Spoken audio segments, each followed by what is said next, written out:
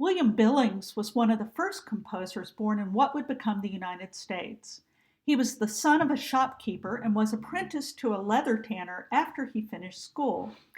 He was in the leather trade by day, but by night he taught himself to compose by studying some of the hymnals and church works brought from England. He made up his own rules for composition and supposedly said, "Every composer to be his own carver," which means anyone who composes should follow his own instincts.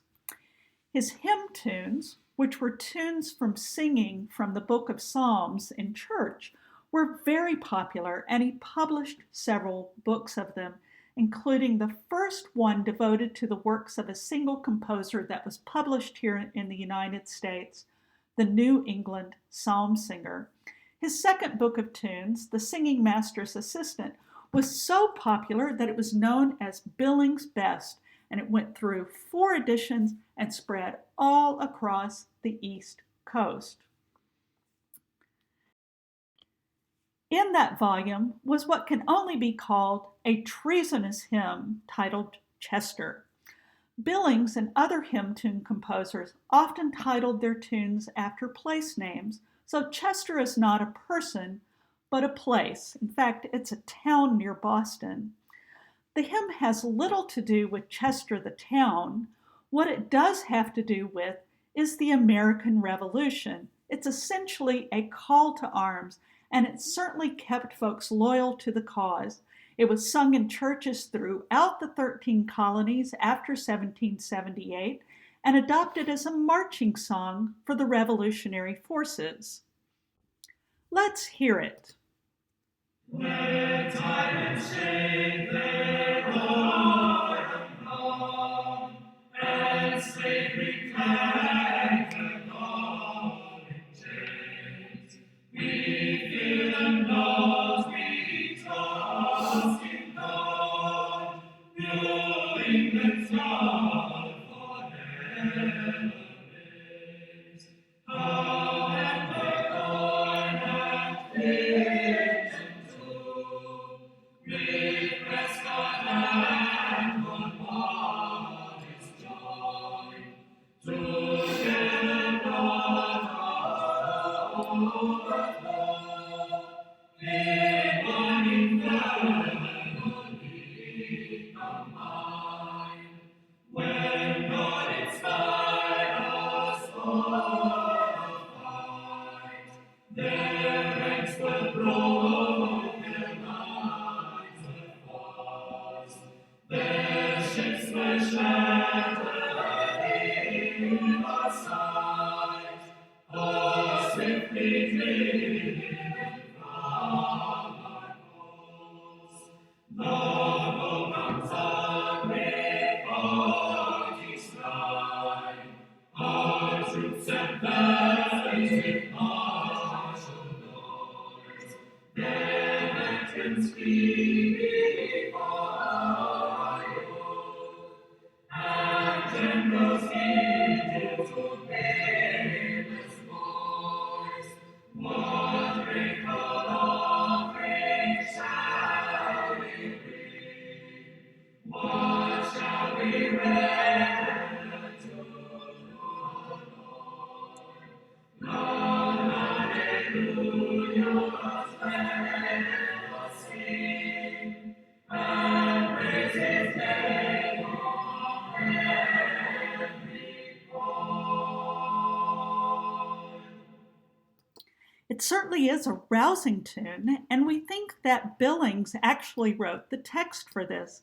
Notice that he mentions some British officers by name and that he tries to rally everyone around the revolution by saying how well that our army is doing. William Schumann in 1956 turned to 3 tunes by William Billings to use in his New England triptych. A triptych is a painting with 3 panels, so Schumann was borrowing the term from art, sort of to say that his works are images of New England. He was really interested in composing music that was distinctly American, so by using Chester, he's really imprinting an American identity on this work. He said, William Billings is a major figure in the history of American music. The works of this dynamic composer capture the spirit of sinewy ruggedness, deep religiosity, and patriotic fervor that we associate with the Revolutionary period. I am not alone among American composers who feel an identity with Billings, and it is this sense of identity which accounts for my use of his music as a point of departure.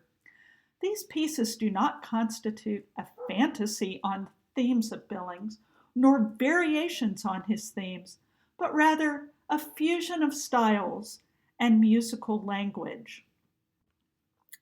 Above all, in Chester, Schumann tried to capture the spirit of the Revolution, and a portion of it actually even mimics the Revolution. We hear the hymn tune first in the woodwinds, then in the brass.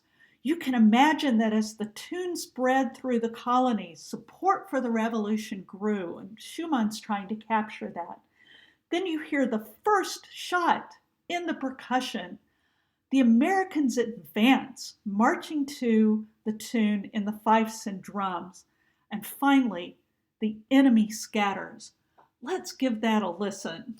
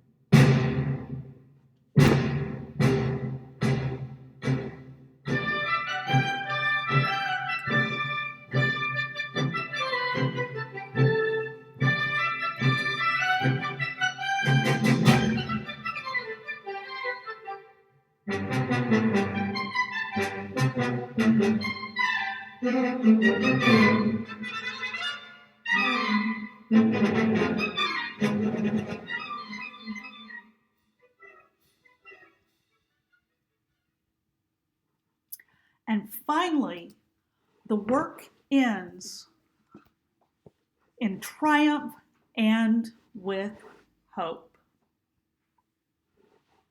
And let's just listen to the very end.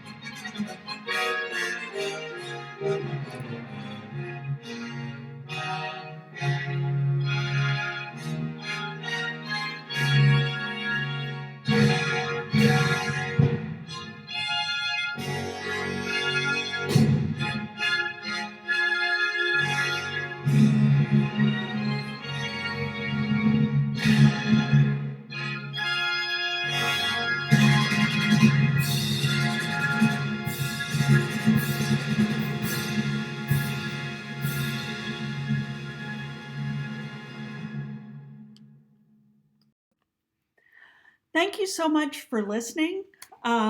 We appreciate your time. Have a good rest of your day.